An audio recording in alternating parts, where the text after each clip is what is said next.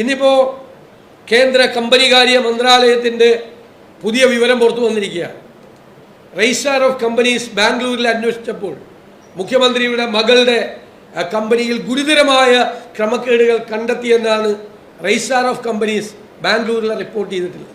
അതുകൊണ്ട് അന്വേഷണത്തിന് കമ്പനികാര്യ മന്ത്രാലയം പ്രഖ്യാപിച്ചിരിക്കുകയാണ്. അതിൽ സംസ്ഥാന ഗവൺമെൻറ്റിൻ്റെ ഭാഗമായ KSIDCക്കെതിരെയും അന്വേഷണം നടക്കുന്നുണ്ട്.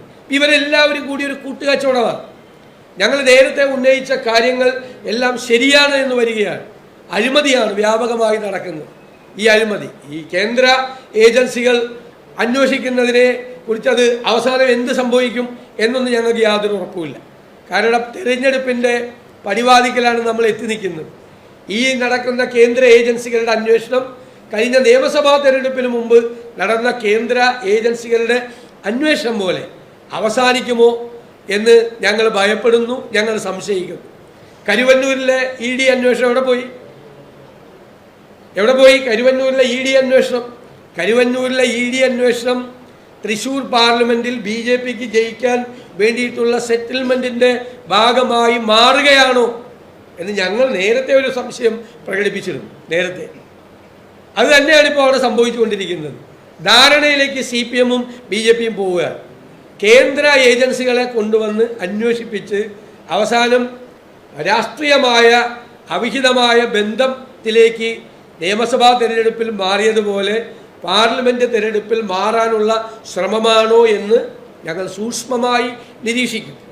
എന്തായാലും കേരളത്തിലെ CPMഉം സംഘപരിവാർ ശക്തികളുമായി ഒരു അവിഹിതമായ ബന്ധമുണ്ട്.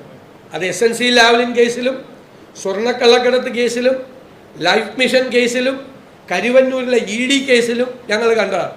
അത് തന്നെയാണോ മാസപ്പടി കേസിൽ ആവർത്തിക്കാൻ പോകുന്നത് എന്ന് ഞങ്ങൾ നിരീക്ഷിക്കും, സൂക്ഷ്മമായി നിരീക്ഷിക്കും. നീതിപൂർവമായ ഒരു അന്വേഷണം നടക്കുമോ എന്ന് നമുക്ക് ഉറപ്പ് പറയാൻ പറ്റില്ല. അനുഭവങ്ങളല്ലേ നമ്മളെ പഠിപ്പിക്കുന്നത്. ഞാൻ കേസ് ബൈ കേസായിട്ട് പറഞ്ഞല്ലോ, 1, 2, 3, 4 എന്ന് പറഞ്ഞു. നമ്മുടെ മുമ്പിലുള്ള 4 കേസിലും ഇവർ തമ്മിൽ ധാരണയുണ്ടായിട്ടുണ്ട്.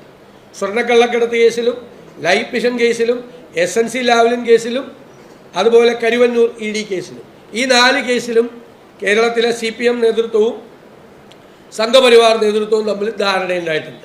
5ാമത്തെ കേസിലും അത് സംഭവിക്കുമോ എന്ന് ഞങ്ങൾ നോക്കിയിരിക്കുക. തെരഞ്ഞെടുപ്പ് അടുക്കുമ്പോഴാണ് ഈ കേസ് അന്വേഷണമൊക്കെ തകൃതിയിലാവുന്നത്. പെട്ടെന്നൊരു സുപ്രഭാതത്തിൽ നിങ്ങൾ കൊച്ചിയിലെ മാധ്യമ പ്രവർത്തകരാണ്. സ്വർണ്ണക്കള്ളക്കടത്ത് കേസിനെക്കുറിച്ചും ലൈഫ് മിഷനെക്കുറിച്ചും ഏറ്റവും കൂടുതൽ ഇൻഫർമേഷൻ കേന്ദ്ര ഏജൻസികളിൽ നിന്ന് കിട്ടിക്കൊണ്ടിരുന്ന നിങ്ങൾക്കാണ്. ബട്ട് വൺ ഫൈൻ മോർണിംഗ്, ഒരു സുപ്രഭാതത്തിൽ നിങ്ങളുടെ എല്ലാ ഇൻഫർമേഷനും ഇല്ലാതായി. പിന്നെ അന്വേഷണം ഏത് വഴിക്ക് പോയെന്ന് നിങ്ങൾക്ക് പോലും പറയാൻ പറ്റാത്ത രീതിയിലായിപ്പോയി അസംബ്ലി ഇലക്ഷൻ തൊട്ട് മുമ്പ്. അതുതന്നെയാണ് ഇപ്പോൾ സംഭവിച്ചുകൊണ്ടിരിക്കുന്നത് പല കേസിലും. അതുകൊണ്ട് ഏതറ്റം വരെ പോകുമെന്നൊന്നും ഒരു ഉറപ്പില്ല.